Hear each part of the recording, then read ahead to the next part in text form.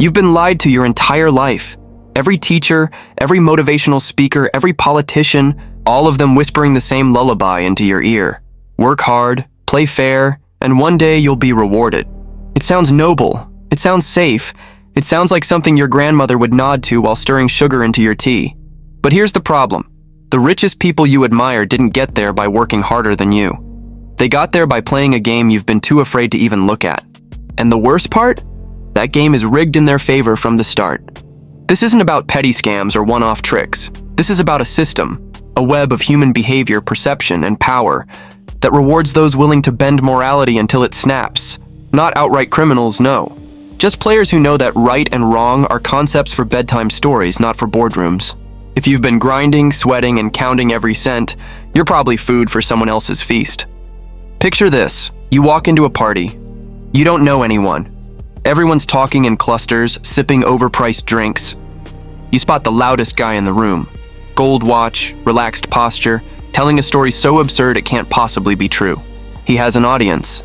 They're hanging on to every word, not because it's useful, but because it's outrageous. This, right here, is the first lesson of unethical wealth. Control the attention first, and the money follows. You've been told value comes from skill, labor, quality. That's cute. In the game we're talking about, value is whatever people believe it is, and belief is for sale. Hard work? Let me tell you what hard work does in this arena. Hard work builds the product. For the unethical player to repackage and sell for 10 times the price. Hard work does the research. So the unethical player can borrow the results without the time investment.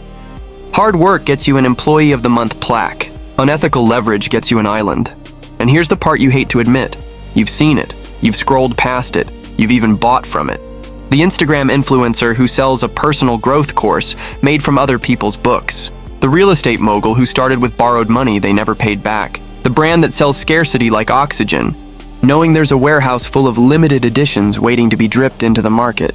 They all understand the same simple cheat code. Perception outpaces truth. And the fastest way to wealth is to manufacture the perception you want. Think about the word unethical. It makes you flinch. It tastes bitter, like it's going to burn your tongue if you say it out loud. That's the first barrier keeping you out of this game, the emotional recoil. Because if you get past the flinch, you start noticing opportunities. The deal no one else will touch because it feels wrong, but is perfectly legal. The story that's 80% truth, 20% theater, and 100% more profitable than your honest version. The collaboration with someone who has a rotten reputation, but an even better contact list. You think ethics are a set of rules, but in this world, they're more like a fog machine. Something you turn on to set the scene, then quietly switch off when the real work begins. You might be feeling it already. That mix of outrage and curiosity. That's exactly why people fall into this path. It doesn't look like a villain's journey at the start. It looks like survival. It looks like finally winning. And before you tell yourself you'd never stoop that low, remember this. Everyone under pressure starts moving the line of what's acceptable. That's how regular folks slide into gray areas. That's how small cheats become big advantages. And once you've tasted what it's like to beat the hardworking crowd without working harder, it's almost impossible to go back. Let's strip this down to its bones. The most unethical way to get rich is not theft in the alley or fraud in the shadows. It's narrative control in plain sight. You decide what the story is, and you make sure everyone else hears that story, not the truth. The truth is a slow, underfunded competitor in this race. Your version, loud and magnetic, wins the first lap before the truth has even put its shoes on. You've seen companies do this with origin myths.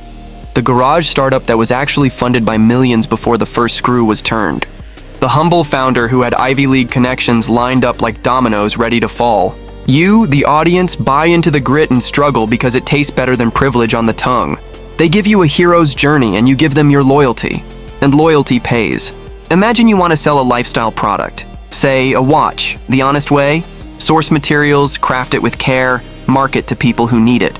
The unethical way, seed it with influencers who don't wear watches, manufacture scarcity through sold-out banners. Tell a story about Swiss craftsmanship, even if it's assembled in bulk in a far-off factory. Suddenly, your $30 object sells for $3,000 because people are buying status, not steel. You're not lying outright. You're feeding the hunger that people already feel for something beyond themselves. This is where most hard workers lose their edge. They're obsessed with the real value of their work. But money doesn't exchange hands over reality. It trades on perception. The The unethical path weaponizes that truth. It packages a feeling, a lifestyle, a hope, and sells it as if it were oxygen. And because no one's really checking, it works. Now, before you think this is just marketing, you need to see the darker depth. Unethical wealth thrives not just on stories, but on the friction between them. You let competitors fight over facts while you dominate belief. You create urgency where there is none. You set traps disguised as opportunities, short-term offers that vanish just before they're fulfilled, forcing customers into the next upsell. You call it exclusive access, they call it life-changing, you bank the difference. And here's the uncomfortable proof. Systems reward this. Stock markets react to headlines faster than to earnings. Crowdfunding campaigns rake in millions based on prototypes that never make it past 3D renderings. Politicians raise fortunes selling visions they have no intention of delivering. The pattern is everywhere, and it works. Because human attention is wired for stories, not spreadsheets. So if you were to step into this world, your toolkit wouldn't be sweat and hours. It would be storyboards and stagecraft. You'd learn to engineer moments that people can't stop talking about. A controversial post, a staged leak of your next product, a public feud that drives both sides' numbers up, manufactured drama as a form of currency. The ethical you hesitates here, thinking of the fallout, the risk, the hit to your reputation. But the unethical player knows reputation is malleable. You can tank it in one industry and revive it in another. You can be the villain today and the underdog come back tomorrow. All it takes is time, a rebrand, and a different crowd to sell to. Think about the people who became notorious, then richer for it. Scandals turned into book deals. Public mistakes spun into speaking gigs. The apology tour as a monetization strategy. It's ugly, but it's a loop that rewards those willing to endure the heat. And once you've learned how to monetize backlash, you're untouchable because even your failures pay. Now here's where indignation comes in. Not yours, theirs. You learn to provoke just enough outrage to get people talking, without crossing the line that leads to legal trouble. The perfect outrage draws crowds, fuels debates, and keeps your name in circulation. In the attention economy, silence is the real bankruptcy. Every step along this road demands that you redefine cost. It's no longer about the hours you put in. It's about the relationships you're willing to sacrifice, the truths you're willing to twist, the comfort zones you're willing to burn. For some, that cost is unthinkable. For others, it's simply the ticket price to the kind of wealth that hard work can't touch. And if you're wondering why more people don't do it, they do, quietly. They just don't call it unethical. They call it branding, positioning, networking. They wrap the blade in velvet so no one feels the cut until it's too late. You start to see patterns in how these players move. They don't just sell products, they sell inevitability. They make you feel like being in their orbit is the only logical choice, and if you resist, you're sabotaging yourself. They plant this seed subtly. In interviews, in social posts, in how they present their wins. It's not persuasion, it's psychological gravity, pulling you toward them without a single hard sell. Step back and notice the choreography. They never argue facts, they overwhelm you with frames. If a deal falls through, they call it a strategic pivot. If a partner pulls out, it's realigning with our core vision. Every loss is reframed as progress. You could be watching the collapse of their entire enterprise, and you'd still think they were building an empire. And here's the trickiest layer. They're masters of plausible deniability. The kind that makes you question your own judgment if you accuse them.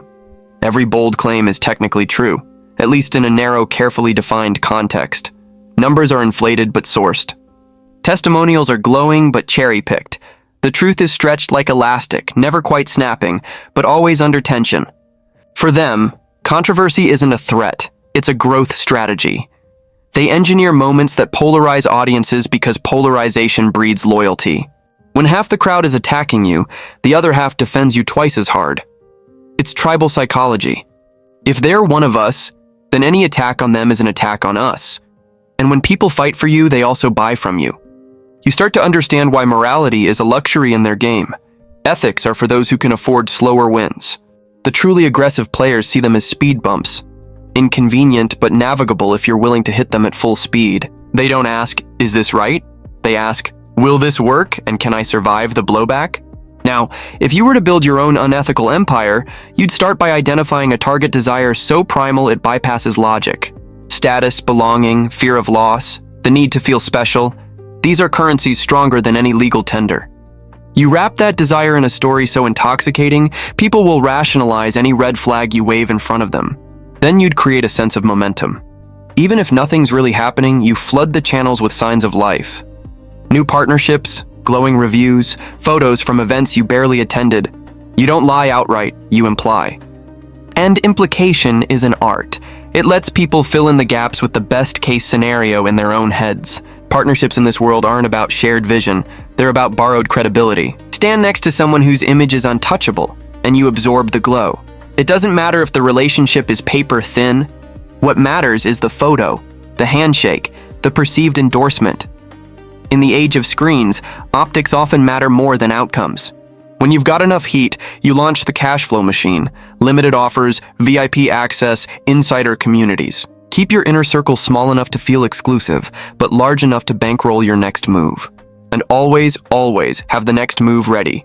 In this arena, hesitation is the fastest way to lose the room. The beauty and horror of this system is how it self-perpetuates. The more people buy in, the more legitimate you appear. The more legitimate you appear, the less anyone questions you. And when people stop questioning, you can sell them almost anything. The loop tightens, the money stacks, and hardworking honesty is left miles behind in the dust. From the outside, it looks like charisma. From the inside, it's architecture. Building a scaffolding of perception so strong it can support weight it was never meant to bear. And as long as no one tugs too hard on a loose thread, the whole structure stands tall, gleaming in the sun, a monument to just how far perception can outpace reality. By now you've realized this most unethical way isn't a single hack. It's a posture, a way of standing in the world, that tilts the board in your favor. The hardworking crowd plays by the written rules. If you choose this path, write your own in invisible ink. And you write them for an audience primed to believe that if it's printed anywhere, on a screen, on a stage, on a whispered rumor, it must be true. But there's a shadow here that even the boldest players don't like to look at. When you build on perception, your foundation is only as strong as your grip on the narrative. Lose that and the empire crumbles faster than it rose. You've seen it happen. The meteoric rise followed by the humiliating fall. The brand that was everywhere one year and radioactive the next. In this game, survival isn't just about making it to the top. It's about staying one step ahead of the story that could undo you. So you become a gardener of perception. Every day you prune the narratives that grow wild and threaten your image. You water the ones that feed your legend. You plant seeds of future myths. Stories that will serve you 6 months, a year, a decade from now, and you do it with the same precision. An honest craftsman might bring to their work only your material is attention, and your tools are doubt, desire, and the careful drip of information. Of course, the danger isn't just external. Spend enough time bending truth and it bends you back. You start to believe your own edited version of reality. That's the moment most players don't see coming. When they can no longer tell the difference between the role and the person, between the pitch and the truth. Some thrive in that blur, others implode under the weight of the mask. From the outside, the ethical path looks harder, and maybe it is. It's slower. It demands more from you than just cleverness. But it has one advantage this unethical road can't match: stability. When your wealth is built on solid ground, it weathers storms. When it's built on the shifting sands of perception, you must constantly run to keep the ground from sliding away beneath you. Still, you can't deny the allure, the speed, the spectacle, the way doors swing open when the world thinks you're already inside. You watch the players who've mastered it, and a part of you aches to taste that rush just once. That's the hook. That's why this path will always have new recruits, no matter how many crash and burn. So here's the truth, stripped bare. The most unethical way to get rich works better than hard work. Not because it's smarter or even because it's more ruthless, but because it understands one thing most people ignore: that humans are emotional first, rational second. If you can own the emotional space in someone's mind, you can sell them the bridge before they even notice there's a river. The question is not whether this method works. It does. The question is whether you can live with the compromises it demands. Whether you can stomach the constant performance, the relentless upkeep, the quiet knowledge that your empire is built on an image that could evaporate with a single well-aimed truth. You've walked with me through the architecture of this shadow game, from the first outrageous hook to the last calculated reframe. You've seen the tools, the traps, the temptations. Now you're standing at the fork in the road. One path is lit by the steady glow of honest effort. The other flashes with the blinding strobe of instant wealth. They both lead to the top, but the views and the prices are wildly different. If you take the strobe-lit road, do it with your eyes open. Understand that the applause can turn to jeers in a heartbeat. That the same crowd lifting you on their shoulders today might vanish when the music stops. And if you choose the steady glow, don't resent the ones dancing in the strobe. They're playing a different game. Sometimes they win. Sometimes they don't walk away at all. In the end, this isn't about money, it's about power. The power to define reality for other people and have them pay you for the privilege. That's the real currency here, and once you've spent it, you can't give it back.